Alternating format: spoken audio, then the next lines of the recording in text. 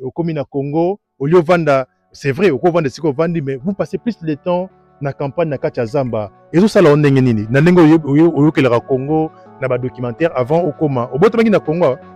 Au Botami na Londres. Au Botami na Londres. Wow. Mais ça l'on est nini le monde na Zamba, nengo le au Kota, au Kolaki, au Tangi, parce que au Congo na lisolo, mais kasi les loyo, oye na Congo ne zo vivre au Koloba na bandeko mususu oyo babota makara na Londres bakoli kuna oloba so oko ba pe na anglais lisumu.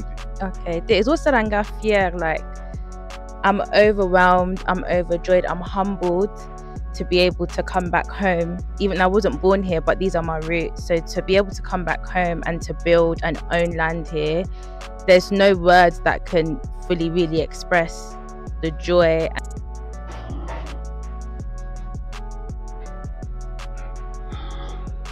Yeah. Olivia, tu comptes na Porchira wa, on le bezali na 14 loges. Vous en a 77 ngulu. 77 ngulu. Oui. Alors, total la bango. Stepli na pas concombre ya Congo po na Londres bazaka milai memike. OK. Siko awa eza concombre ya bio. Eza minene na unamona pa concombre ya ba size oyo te eza minene penza. Oui, na Stepli penza la pa concombre eza na gumoko o ndimate na Londres. Très bien. Vraiment eza kitoko makasi na Stepla kana place au mingi. Wow. Ouais.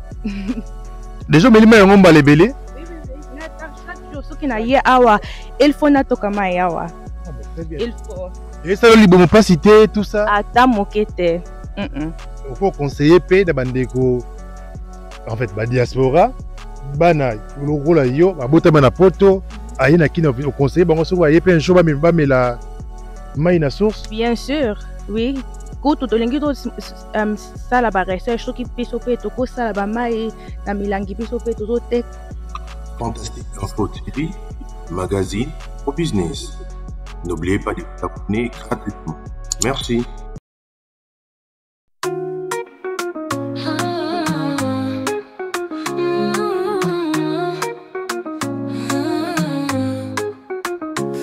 Nous sommes la chaîne de la promotion. Agriculture, pisciculture, élevage en action. Accompagnement pour votre réussite. Agribusiness, notre mission. On s'y invite. Fantastique Info TV, interface de la diaspora. Pour un Congo bio, cultivons sans déboire. Agriculture, priorité des priorités. Tout devient réalité. Gestion de projets agricoles, transformation du produit frais vers la consommation. Avec nous, chaque récolte est une victoire pour un avenir vert plein d'espoir. Fantastique Info TV, interface de la diaspora. Pour un Congo bio, cultivons sans déboire. Agriculture, priorité des priorités. Tout devient réalité. Il est temps que les Congolais mangent bio. En Santo Salabilonga, c'est le mot. De la terre à la table, un parcours réussi. Avec Fantastique Info TV, le futur est ici. Le vrai changement de la RDC passera par l'agribusiness. N'oubliez pas de vous abonner gratuitement. Fantastique Info TV, interface de la diaspora. Pour un Congo bio, cultivons sans déboire. Agriculture, priorité des priorités. Tout devient réalité. Fantastique Info TV, la chaîne agro-business. Pour un Congo prospère, un grand succès. Rejoignez-nous, ensemble construisons l'avenir vert de notre nation. Le vrai changement de la RDC passera par l'agribusiness. N'oubliez pas de vous abonner gratuitement. Voilà, c'est parti, très cher abonnés de Fantastique Info Télévision. Toza Nesengo, Yakosel Labino, découverte ya Lelo, Nakati ya Komini en Sélé, et bon, Toza na faire, mais tous les Congo, un bon projet où il faut valoriser ba congolais na ba congolais pe ko silisa na mboka na biso. Alors si vous allez moto lingaka bilanga pe élevage yeba ki ozali na occasion ya malamu. To sengi na bino to landa vidéo tin na suka tota la découverte ndenge ezali ko sala awa na c'est les donc voilà, là on va continuer. Total la madame Wazali promotrice, il y a projet. Madame, s'il vous plaît, Ruyoya. Mbote. Mbote, bonjour. Voilà, kombo na onani? Olivia. Olivia. Olivia uti mboka nini? Londres. Uti Londres, en Angleterre. Oui. Voilà, bandeko balantaka biso depuis Londres, depuis Angleterre. Mona na bino ndeko na bino ye azali awa. Alors, projet nini ozali ko sala awa na kati ya ville province ya Kinshasa na commune ya Nsele awa na dingi. Projet na ezali nini? Awa eza ferme to liboso to bandla kina ba bangulu. Awa to bandla kina niti like nakanisi 14 ngulu. Wow. Oui. To tongi procherie awa mezana et puis pe 14 chambres. Sima to bandi ko tonga deuxième procherie. Oye siko ezana ba chambre niti like 40. Déjà to bandi, mais we've already started. We're in the process of continuing to build it. Très bien. Voilà, Madame Olivia, Amigo Hotel Sabiso, ne babani projet na bango ya porcherie, awa na kati ya dingi to kota na kati Hotel Sabino. Alors, esengoni ni to motivation ni esali yo babandaki na porcherie moko na 14 ngulu. Lobo komi na combien de ngulu? 77. Wow! Félicitations. Merci. Mais c'était comment babandi na 14 bokomi les cas qui n'aiment pas expliquer procédure wana ba difficulté beaucoup tala ki nango na biloko sepeli si bino c'est la deuxième porcherie. Ndenge to bandi business ya femme. Yeah. Na ebite ezaki niti la tango totaki bana mike papa azaki koloba na biso ke biso moko to tonga Congo. Biso tupanaki koboya na biso mais ezaki kutu ya nanga ye moto andimaki yango liboso tango ye andimaki nga pena mama biso pe tokoti nango siko tozalaki kosala ba recherche kaka eloko nini o ezana possibilité po ekotisa mbongo ya bele ya ebandeli po oyebi kaka ndenge business ezalaka na ebandeli eza ekutaka cher. Très bien. Siko biso tozalaki kotala tosala ba recherche na biso moko tomoni kete ngulu eza na mbongo ebele yango wana tolandi bongo mais ndenge tobandaki na ba ngulu sima tozobanda sikoyo kosala neti bandunda tolingi to vraiment let's focus on ndunda sikoyo as well. Très bien. Maladie fantastique info bozo kobo comprendre Olivia auti Londres accent eza mingi anglais mais azolo batozo comprendre parce que balobi pour ça la mosala ya développement qui pi langue té tala volonté na ya komi awa na kati ya dingi pe mosala zo sala les monana. Alors c'est une ferme oyo ezali répartie na sikibe na moni déjà tozali na zone ya porciculture et ska bazali ko élever bangulu. Vous allez voir ngana kota ki na moni comment santé ya bangulu ezali malamu. Tozali pe na kati ya zone oyo na moni na sekuna bazali na pisciculture oyo projet za pe ko évoluer malamu déjà to okita sur place pour na hotel ça ba ko tuna ba question sur place bazali pe na zone oyo basali potager to jardin awa ezali ba légumes nyonso ezali awa na moni ki ba sac ya concombre okoma ndenge ezali ko bima na moni pe pondu ndenge zo bima ba félicitations. Alors au sali projet ezokende malamu. Alors deuxième procherie ezali ko tonga na combien de loges? Des loges. Combien de ndaku ya kati wa? 40, sorry. 40. Il y a 40. Ok. Alors, projet ya porcherie, bozo souka bote kango ndenge ni bonde ko teka déjà mwambo bandi ko zonga mais ka pe ko expliquer biso. To bandaki ko teka meza ki niti tozalaki ko teka ba mibale liboso. Ezo kipe na ba per kilo ndenge tozo teka ngo. Oui. Alors les kilos eza kona combien? Et si on avait vu la noter, photo peser un bango couteau. Parce que pour moi, je voulais vraiment lancer $5.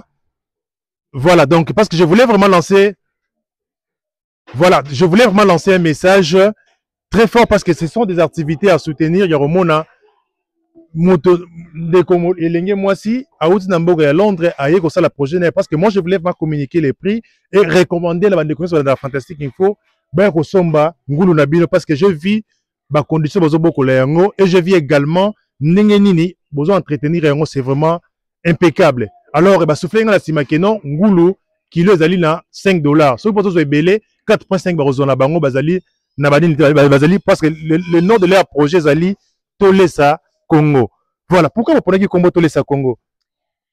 Ezaki ya nanga soki na lobby vérité. Eza niti like Congo ezolesa mukili mubimba. Siko eza tunya biso moko ba Congolais biso moko tolesa Congo pe. Oh là là, c'est fort. Voilà, Balandi Fantastique Info. Aux ans à 70 ans, aux ans à 60 ans, aux ans à 40 ans, tala ndeko na biso elenge. Donc au monde a déjà yenga aza mukolo na ye. Donc andimi ye le ngona lina ya na ye, balesa Congo et là, c'est vraiment impeccable. Alors, vous avez combien de travailleurs que vous allez permanent pour accompagner votre projet? Siko eza bango 4. Siko oui. Na ba noko pe mi balé. Voilà, noko maternel mi balé oyo bazali ko soutenir bango vraiment congratulations Olivia. Alors, to linga un peu to meko tambola na yo, o meko relaxa biso biloko ezo sepelisa on a 4 affaires mais soko ye biloko lingo revisiter, o meko peu relaxa biso. Tout dans la porcherie. Voilà. Voilà, oncle Aya, porcherie d'aura toujours na boni Balandi Fantastique Info, ils allaient pour la désinfecter avec au kotawa. Malabsa au kota monte au sala, faut cha mai na makolo parce que uteki na mbindo, exala malamu etika la awa. Voilà. To kota na kata porcherie.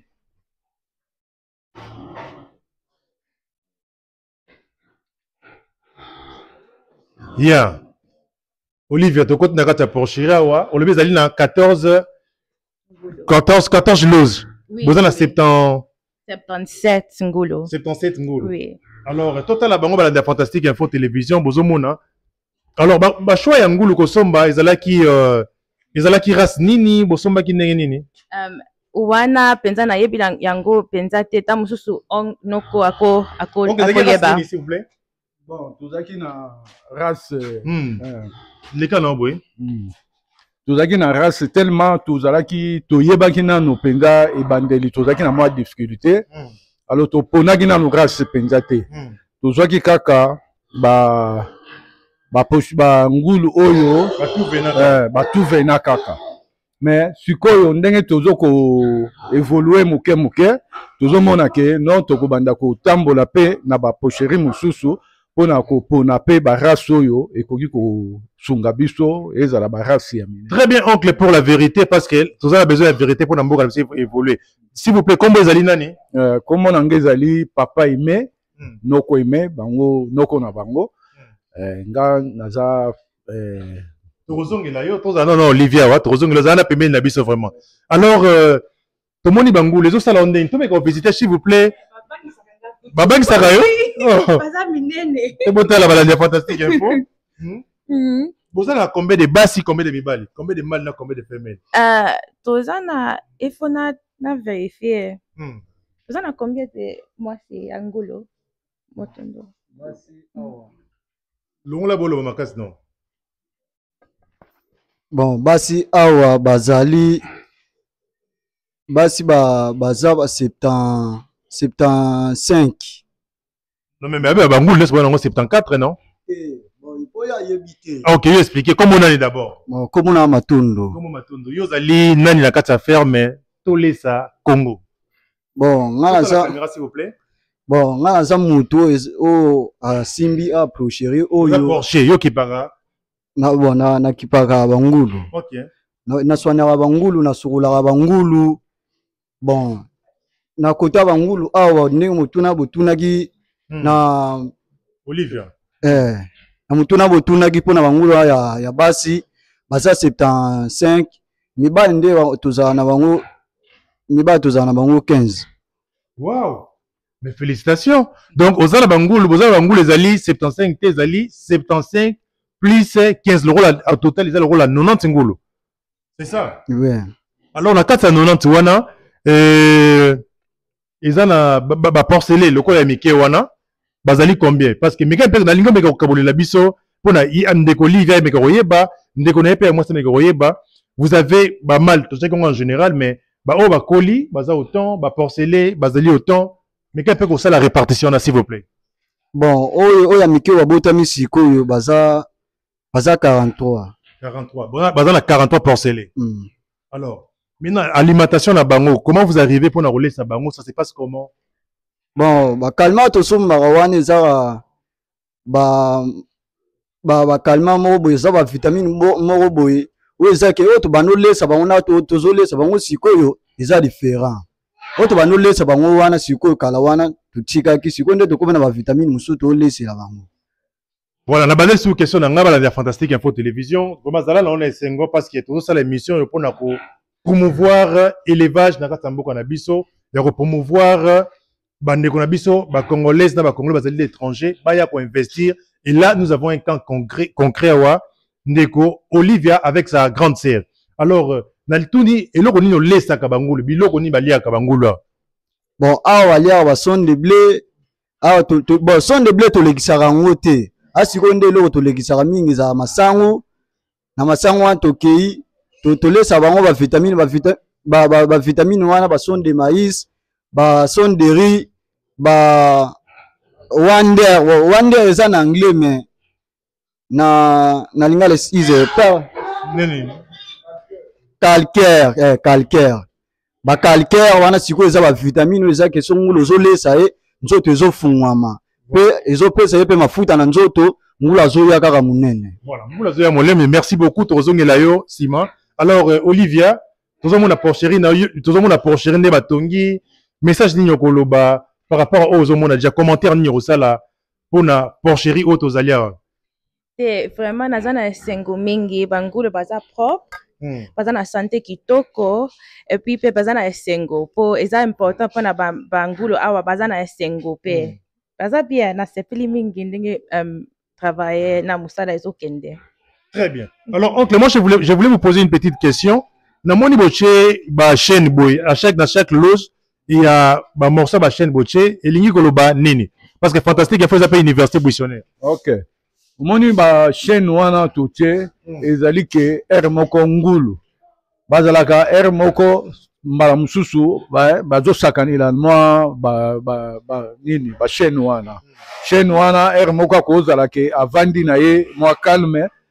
Tango aza ko touchaka moi chaîne wana ezo salaka moi ma mouvement moi plaisir moi sentiment na bango ezalaka yango tochaka ndengwa. Merci beaucoup. Nga en tant qu'ambassadeur de la terre, je voulais aussi commenter chaîne oyo ezali déjà pour na ko distraire pe lisusu bangulu o bazali ko mona enfin au lieu parce que ngulu aliaka tango mususu ba sima ko chumbola bongo mais les réseaux chabon réseau gratter ngo pour ne distraire ye alia pe lisusu sima te. Donc c'est une idée vraiment appliquée dans vos fermes et aux ala malamu. Merci.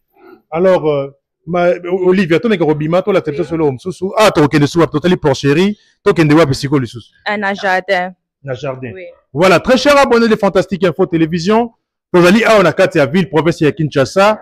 Vous allez la commune ya Sele et vous allez la carte mabele à monene ya Dingi Dingi. Et si vous avez la découverte, il y a ferme Oyo et Zui, la village Tenda voilà. Auto la ferme Oyo et Télémi pour le non. Tolesa Congo comme la chanson de Toyemba Ronandile Fantastique Info Télévision. Alors une petite question encore. Vous avez parlé de la ferme. Mettons, mais Carolobela, vous avez la superficie, combien vous travaillez avec votre sœur? Superficie, combien d'hectares? 5. Ah, vous avez 5 hectares? Oui. Ok. Très bien. Donc, vous voyez, avec déjà 5 hectares, on peut faire une ferme et ils allons intégrer. Tokendewapi, Tomantawapi? Tuku kinde na procherie ya deuxième. Les autres, oui, total angoli. Voilà. Très chers abonnés de Fantastique Info Télévision, total la ferme.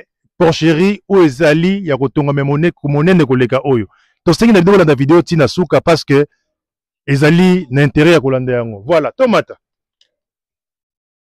let's go, allez ferme hein on a tibilo ya zamba ndi kotonga deuxième porcherie eza niti ba chambre 40 mais na kanisi ke ba chambre mi balé kozala niti ba storage niti like biloko ya kolia kozala tokanga ngo wana.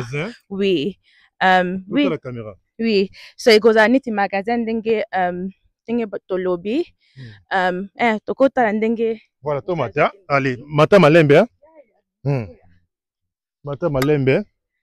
Voilà.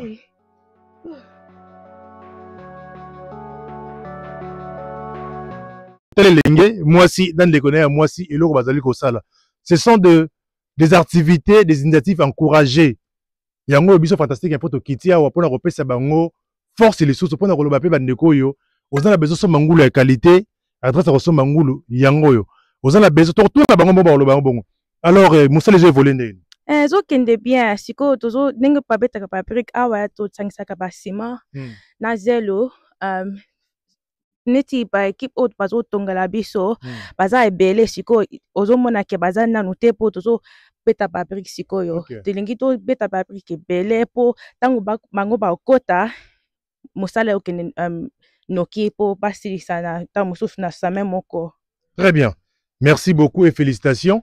Alors, les temps au paiement, le sous parce que Mathieu a monnaie mais les paiements, les temps paiement normal. Balandia fantastique info, bozomona bande connaît ba osala musala. Oza na posa o salancer, ozo bandingo o bandate, voilà exemple concret ou bazo sala yango. Alors nanga tu n'avez question mukie, est-ce que vous bozomona, hein, vous envisagez à komona plus tard ya ko le kan étape ya ko teka boudin, ya ko teka par exemple au lieu bozo teka ngulu kaka brite bongo mais beaucoup ma pour transformer ngo et ne loko mususu par exemple beaucoup ça là bas c'est moi valeur ajoutée vous avez une idée wana to lingo te kaka ngulu bobomi bateki kilo be moi ngana na kupesa parole pa ya noko pa à répondre. Très bien, très bien. OK. Merci. Noko laisser. Bon, ndenge toza na projet, vraiment toza na projet tozo ko raisonner likolo penza. Très bien. Na sens nini po ndenge toza na pocherie wana tozo lingake. Tango moi activité ezoko mataboye tokozala na posa ya transformation ba mususu to bimisa pe boudin to bimisa pe ba produit mususu na sima ya ba boudin na ba biloko mususu nyonso. Donc eza te ke limité kaka na koteka ngulu mais eza à la longue tokosala ba boudin tokosala biloko nyonso yo ebimaka na sima ya bangulu.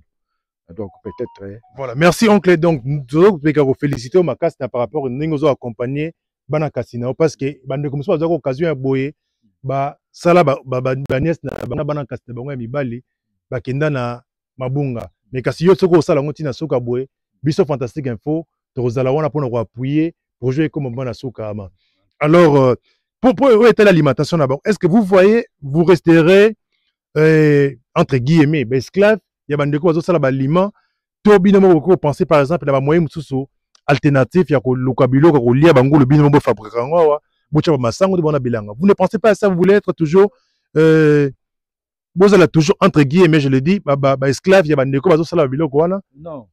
Bon, à la longue parce que vous avez 5 hectares. Oui, na 5 hectares na biso raisonnement na biso ezali ke awa nyoso yango soko tali bien au mona ke si tokati tozoko tumba après ko tumba il faut ko lona tokotia masangu po mingi bangulu baliaka masangu basoya babiloko nyonso yo bango bakoki kolia donc ekobanda kosunga biso moko pe à partir ya ba élevage na biso ni plantation na biso ndenge tokosala ba produit na biso yango moko kaka ekobanda kosunga pe bangulu. Très bien. Sur les 50 000 mètres carrés au Bozanango, vous avez déjà exploité combien d'hectares ou en termes de mètres carrés?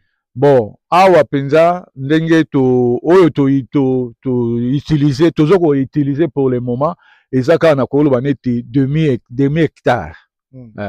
Donc totikali na 4 hectares et demi yango siko tolingi tokota na yango po yango moni tokati tozobongisa pour tolona masango tolona ndunda tolona ba soya tolona tournesol na babiloko mususu nyonso oyo.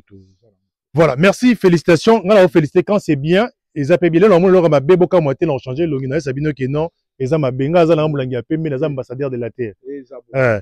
Voilà des fantastique info, toza toujours na mama Elenge Olivia. On doit continuer na ye. Vraiment et ça la ondenge nini au commune na Congo, au lieu vanda, c'est vrai, au vanda siko vandi mais vous passez plus de temps na campagne na kacha Zamba. Et ça la ondenge nini. Na ndenge oyo ke le Congo na ba documentaire avant au coma. Au botamaki na Congo. Au botami na Londres. Au botami na Londres. Oui. Wow. Mais ça le ndenge nini omoni na Zamba ndenge le kokota okolaki otangi bazo betela Congo na lisolo mais kasi lelo yo oye na Congo ne ozo vivre ngo okoloba na bandeko mosusu oyo babotama kaka na Londres bakoli kuna okoloba na so okoloba pe na anglais lisumu te. Okay, there's also ranga fear, like I'm overwhelmed, I'm overjoyed, I'm humbled to be able to come back home. Even I wasn't born here, but these are my roots. So to be able to come back home and to build and own land here, there's no words that can fully really express the joy and the pride that I feel. Est-ce que oui, j'ai compris. Oui, c'est bon. Voilà. Alors ceux qui auraient dû continuer parce qu'ils ont la bande de belé ou à tegaka image à Congo, ce qu'on commis awa au Koufi. Okoloba nini? Loba en anglais.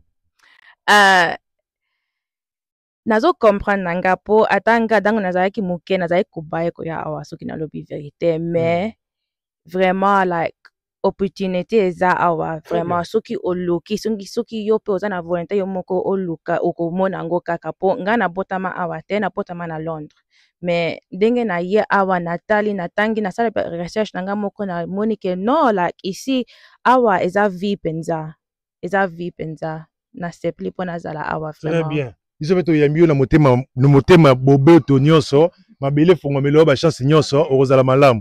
Alors Olivia totali zone na yo ya porciculture to moni ndenge osali mosala kitoko c'est très bien. On va commenter à la fin. To moni pe deuxième projet na ozali na moi très cher abonné de Fantastique Info. Ce sont des Congolaises encouragées bango yo. Bato encouragé ezali ba oyo na ndeko na ye ya mwasi na ba oncle ba sala projet. Donc ce sont des bateaux encouragés. Tout le monde ils ont na liboso ya ngoyo. To linga ko meka ko teliso pe na jardin, to meka ko commenter ensemble ce que zo le kandengeni.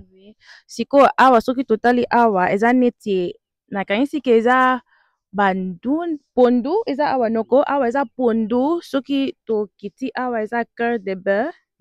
Déjà to siko ezo kola nango siko déjà to longoli ba récolter déjà. Oui. Siko eza kopota wana na kwe wana na ebiti soki pozo mona eza papaye wana soki to kita na sima kaka après mais tozana pa concombre pa aubergine pa pilipili eza biloko eza ebele mais toko pakisa kaka. Voilà. Merci très cher abonné les Fantastique Info. Toto poussana malem mais parce que biso to la télévision eza radio té to lobby to moni parce que to ko inventer image té. To kita malem merci Shadrack Manga derrière la caméra parce que na yonde tozo kozwa image ya kitoko. Vous voyez Porsche ezali awa ezali pondu ya caoutchouc. Oncle déjà meki ko rémunérer biso ke e bazali basaleli kaka demi-hectare. Donc pondu ezali awa. Alors comment vous faites pour na ko récolter pondu botekaka ngondeni le kakande nini? Izaka usage familial ou commercial? Na on peut sa parole pas noko. OK, restez à commenter. Bon, pondu en tout cas ndenge ezalaki position ya liboso. Lokola tozalaki na débit.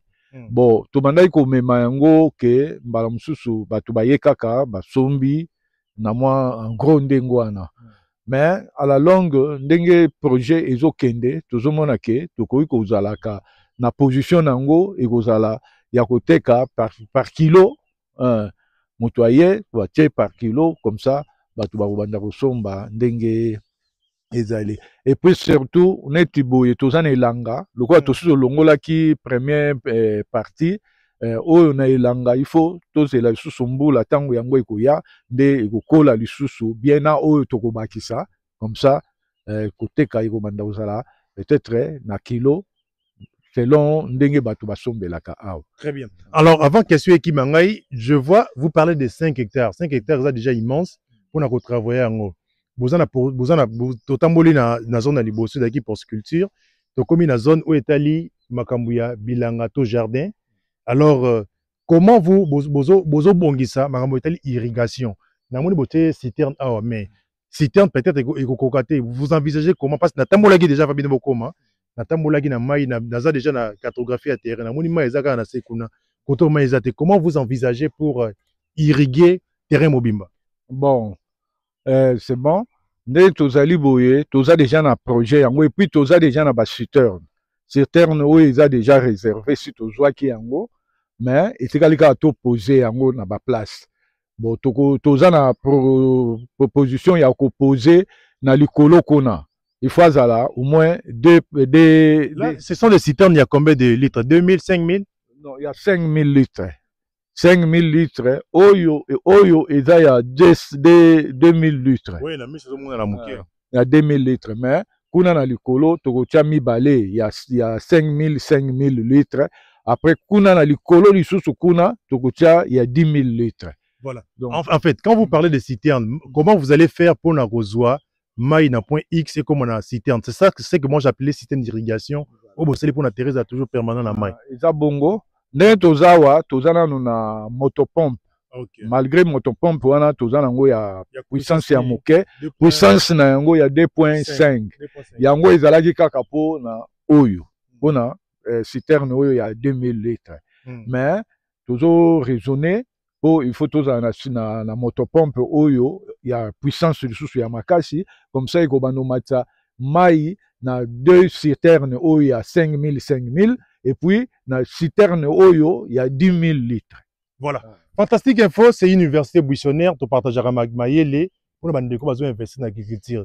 Tozo attendre na biso rotambo na bamboka bapaya ya royoko la bilanga et aussi de partager na bandeko bazali sur place. Tout le monde na Congo central, ndeko na biso malonga azalaki na esika ngombo ezalaki makasi so osali motopompe esika ngombo eza makasi akatanaka bokoprévoir mpe plus tard mpe système ya hydrofort na groupe électronique ezala malamu wana conseil kaka napesi bino avant tokotana eloko mosusu.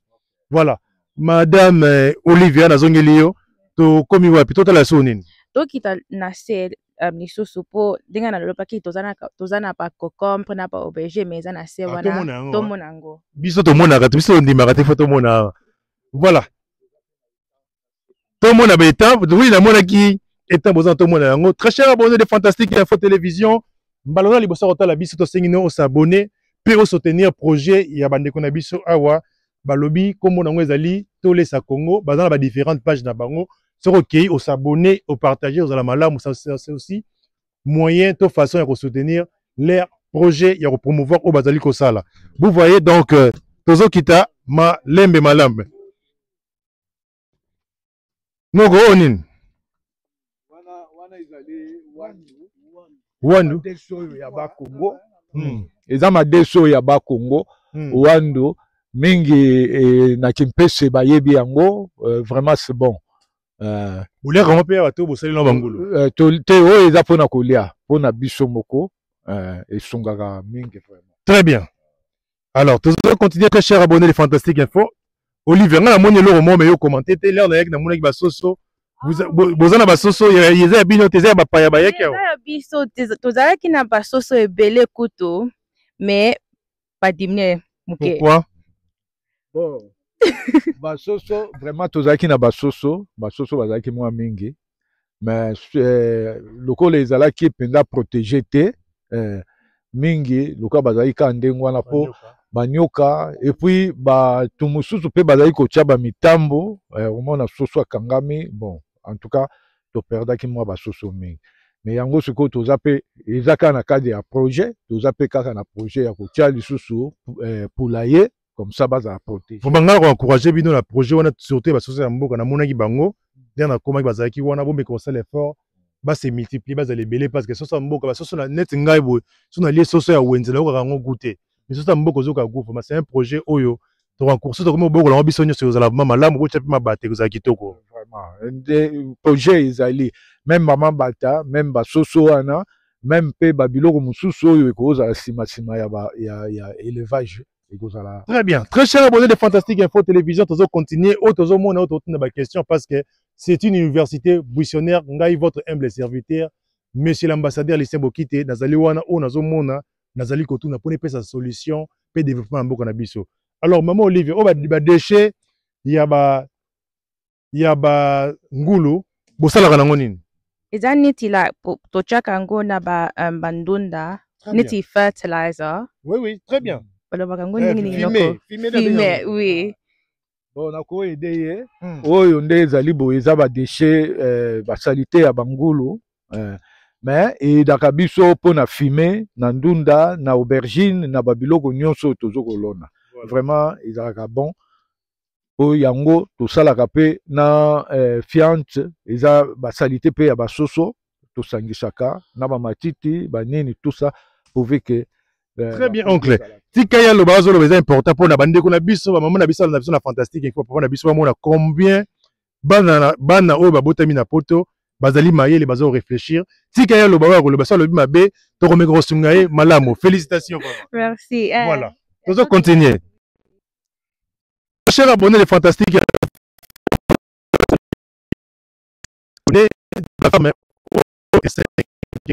na kati ya village Tenda alors namoni citronnelle eza pe belé na kati ya bato o ndambu ka tozala ngo citronnelle sinda o Eza comment ebele, oui.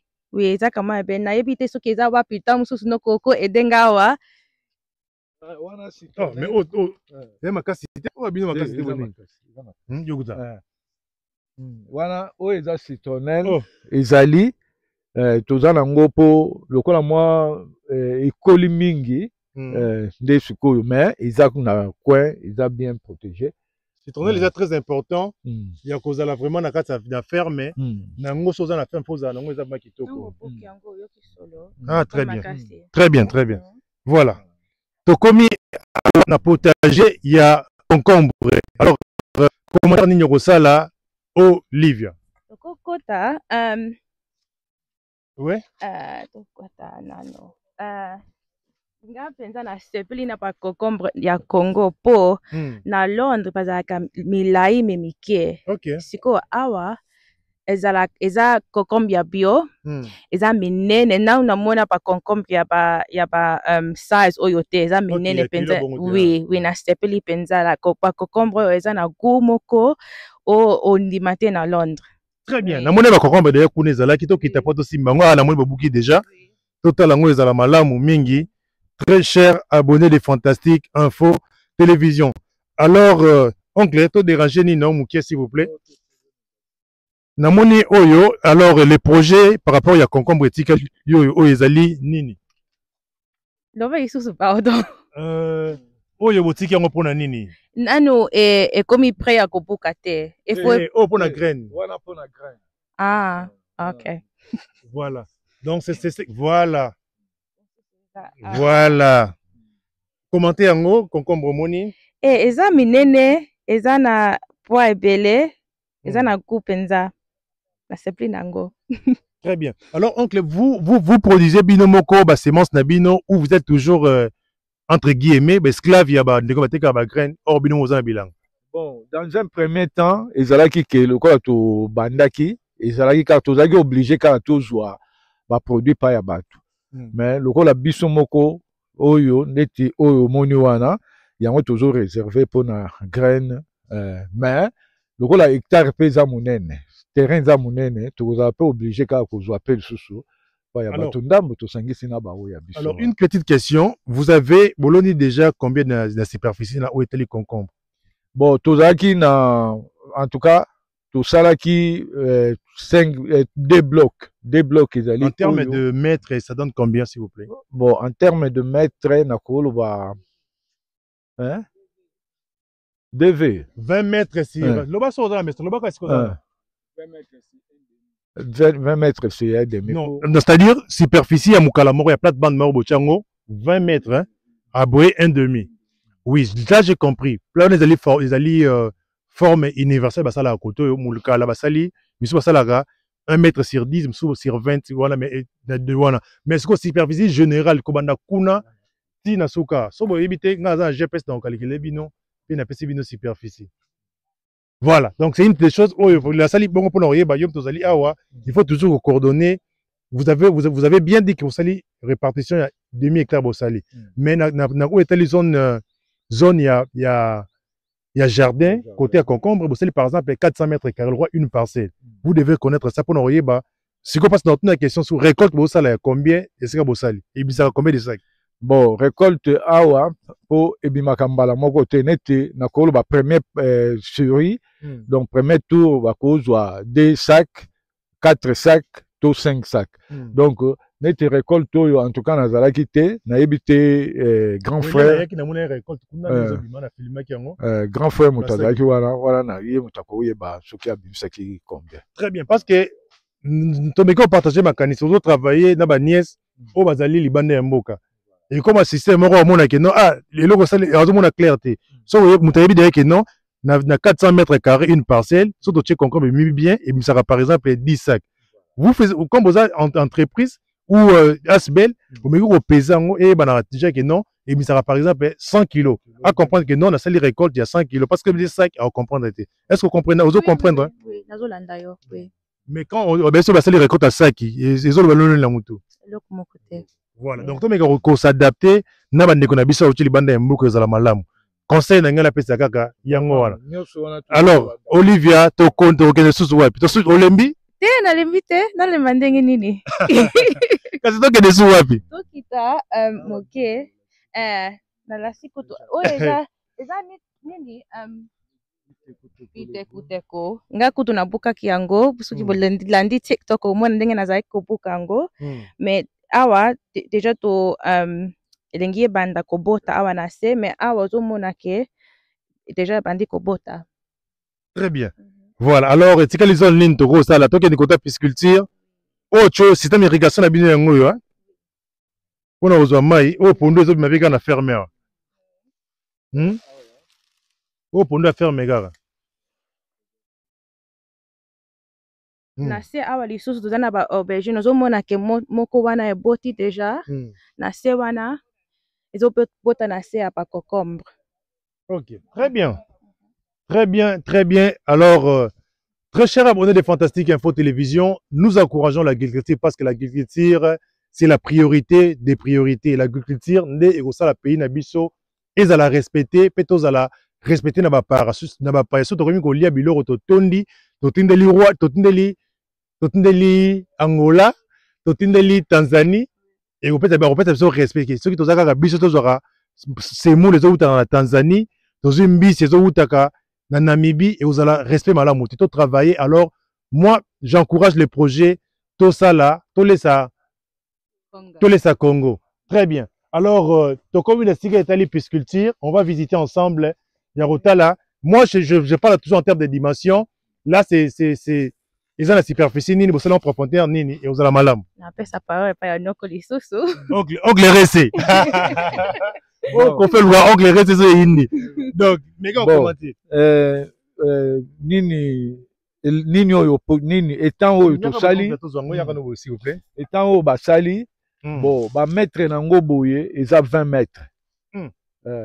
Eza 15 mètres. Boye 10 mètres. Ouais. Parce que fantastique il faut ça moulangi ya pembe.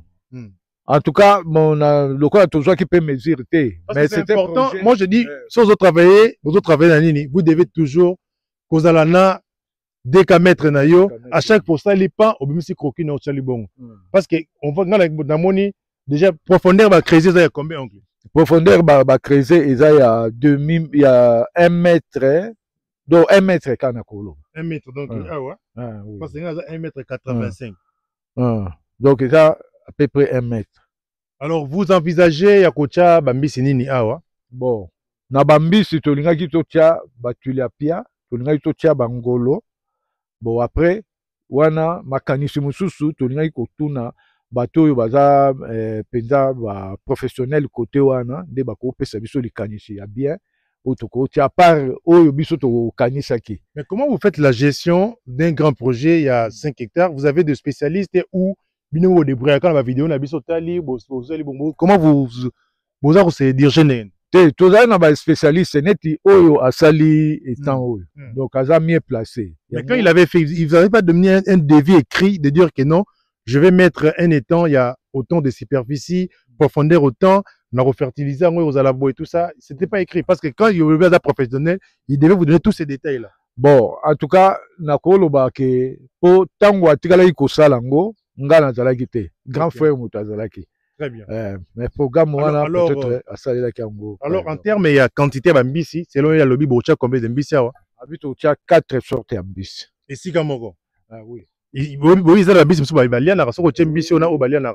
Mais quand était un mukebwe boche 4 sortes de mbisi awa. Awa sikoyo projet ezali que awa pe il faut basala so mususu. Donc awa na ebité selon projet ezalaki ke alobi ke tokocha 4. Mais ye mutu akopesa biso position ke mbisi na oyo est-ce que bakozala esika moko ou bien ndenge nini. Voilà ngai humble avis na ngai par rapport à expérience na ngai on a sali na conseiller bino na superficie oyo bocha mbisi moko po ozala na problème mingi te.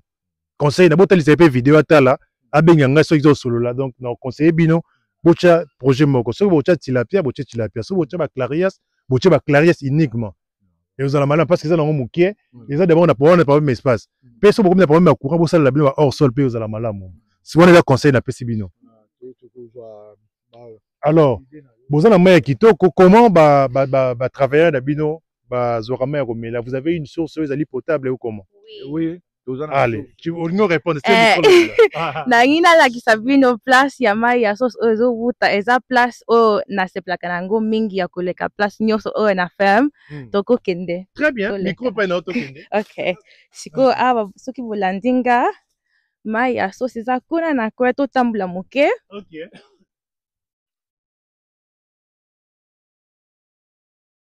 Totambola moke soki toleki awa bokeba awa eza na mwa danger. Bandunda mosusu eza awa pe projet bandunda ya concombre ezokola. Très bien. Oui, oui. Soki toleki awa wana lisusu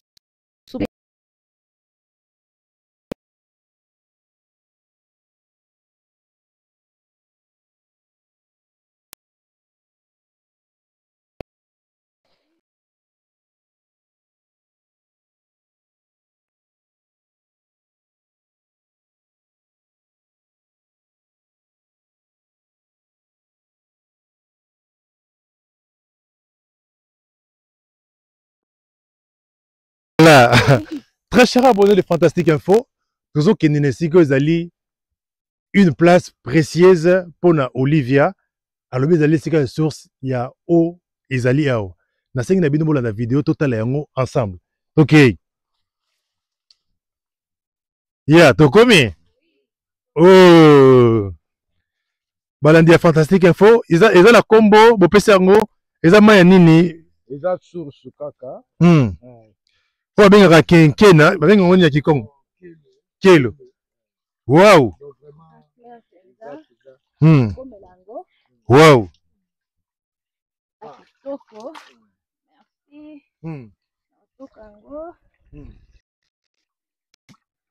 Na mele.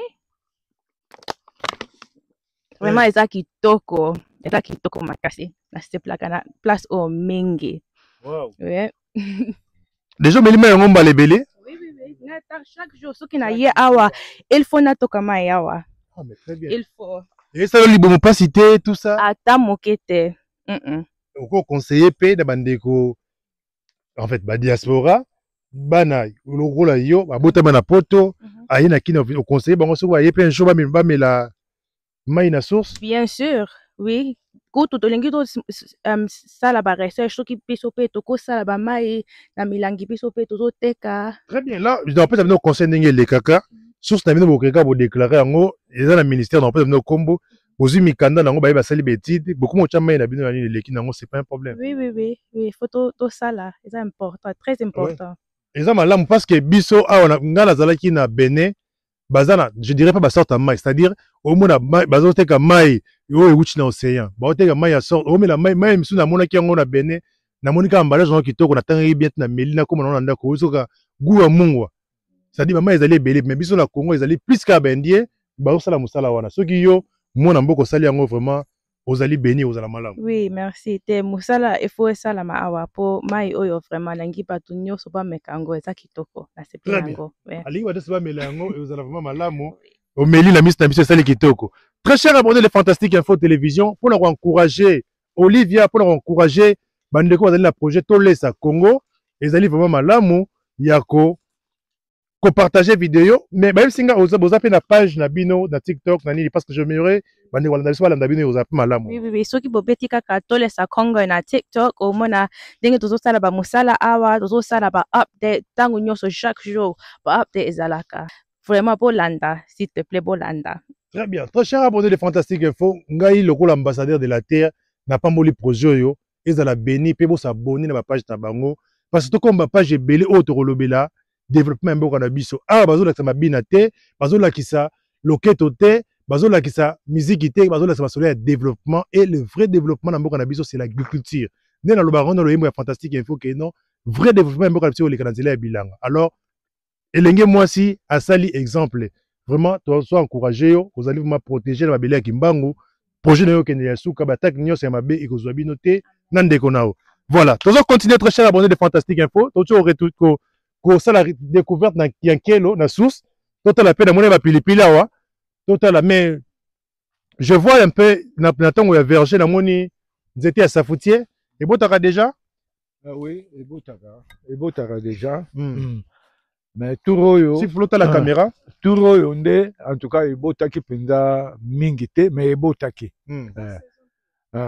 bon et puis sikoyo ezalaka mpe na saison na yango neti sikoyo eza nanu te soki aboti bafleur après bafleur sango ekoma na saison nango non j'ai compris non na tuni soki ebotaka déjà parce que toyebi c'est période ya saison ya safo ezalaka sikoyo ezobota susu te safo ebotaka mbala moko na mbula moko yana tuni nzete ebotaka déjà basafo ebotaka déjà basafo vous en a combien de banzete ezobota déjà bon banzete en tout cas na concession mobimba nakokonte eza mpenza ebele po kote oyo tokozala na plus de 30 nzete yo tellement ozotravaille na bato oncle nga conseil na opesa kaka otravaille na bato mpo na sécurité na yo mpe ozomona projet komaka boye ndo évolue bato mosusu bakoya bana kasi na bango otyaki songisongi tout ça mpo ozala protégé il faut makambo nyonso okomaka yango e ozala va malamu parce que non nzete ezalaki boye nalobaki boye tout ça ozwi temps oza na batravailleur otindi bango lelo bokosala eloko te bozwa kaye na biki bokontele biso toza na combien de nzete parce que boza na mangusta namoni de nzete ya mangusta mangusta wana eza mpenza na limite na koloba wana mais eza makanisi ya bien donc conseil ya malamu wana opesi ndenge olobi mpona sécurité nango azali interface ya diaspora nayebi mentalité ya bato ya poto nayebi mentalité ya bato ya kini nayebi mentalité ya bato ya bamboka tokendaka donc je sais comment nuancer les deux naopesa conseil mpona emoni mokili eza bongo merci tozopusana ndeko Olivia totala namonaki bapilipili awa pilipili ezali eloko ekomisa bamillionnaire mais comment bino bosala ngo kaka moke boye commentaire nini ozosala na pilipili oyo c'était comment idée ya kolola pilipili ya boloni mpe pilipili variété nini tosalaki mwa moke liboso me tolingi topakisa kaka mpo noko mosusu azalaka na bilanga ye mpe ayebi biloko neti bataille na taille oyo epesaka bien napesa parole epai ya noko vraiment soki omoni yango mwa quantité eza moke soki omoni mwa quantité eza moke parce que tomekaki nano première position toyeba position ya mabele eza ndenge nini yango omoni tomekaki nano mwa moke mais po tour wana tosalaki ebimaki mwa mingi ya bien mais malheureusement tozalaki na problème ya bainfection oyo ekotaki na place oyo épidémie ekotaki place oyo tozwaka fiante nini fume oyo ya kosalela yango yango sikoyo esalaki ke bon lokola biso tozalaki na possibilité na biloko yango ezalaki komonana te yango tolobaki tomeka nano kaka ndenge wana mais lokola makambo yango ekomi kozonga nango tokotia quantité ya mingi vraiment ekozala. Merci oncle. Alors une petite question. Nga na tamboli Nathalie na PH na nga na moni mabele na bino na sele étude na quelques minutes na combien déjà. Nazomona ke non sable la bino mabele na bino ezali mingi sablé. Mabele ezali sablé za mabele oyo batebele bakimera yango que non eza mabele ezali na vitamine T, eza na nini T tout ça. Mais comment vous envisagez et comment vous êtes déjà préparé parce que je crois que vous êtes aussi au courant de cela. Mais comment vous êtes préparé pour l'Europe ça va résister à bout. Bon ba résister à bout soki to préparer ki yango tozo préparer yango parce que toza na fumée o ezali ke ba salité ya bangulu et puis tozo rappeler ba matiti kaka oyo to mélanger ensemble alors tokozala pe na tozwaka pe ba fiante oyo ezali déchet ya banye ya basoso nyonso tosangisaka po epesa vitamine en dehors ya wana toza pe na bakisi oyo babwakaka mpona kopesa yango lisusu vitamine. Très bien. Alors Olivia esika nini ya relaxa biso so ezali to esili boye na moni ke noko yo moni ndenge nini esili ou bien yo oza na bona koto yo moni ke peut-être esili po okoma na ngambo kuna Okay. ba makemba ezali Parce que namonaki ba makemba côté kunama. citronnelle. Okay. Tokende kasi. Voilà, très cher abonné de Fantastique Info Télévision. Tozo continuer, tozo mettre masolo na lobengo le soso masolo ya musique te, masolo ya rokata loketo te kasi misala, masolo ya développement ya mboka na biso la République du Congo.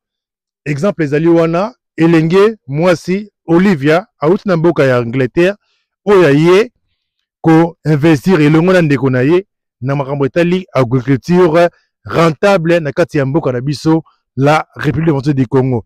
Boni biso bandeko oyo toza na Kinshasa, biso boni biso bandeko tozali na Katanga, boni biso bandeko tozali na kati ya Congo central to lamuka pona ko sala quelque chose. C'est vrai, bilanga sengelo bandango na 5 hectares te, oko banda bilanga na demi hectare, oko banda bilanga même avec 400 mètres carrés, au seul pas agriculture, ozui mbongo na yo. Donc c'est ce que moi je voulais vraiment encourager et partager cette vidéo et meka ko fongola misu na bandeko nyonso oyo bazolinga ko investir na kati ya mboka na biso la République du Congo.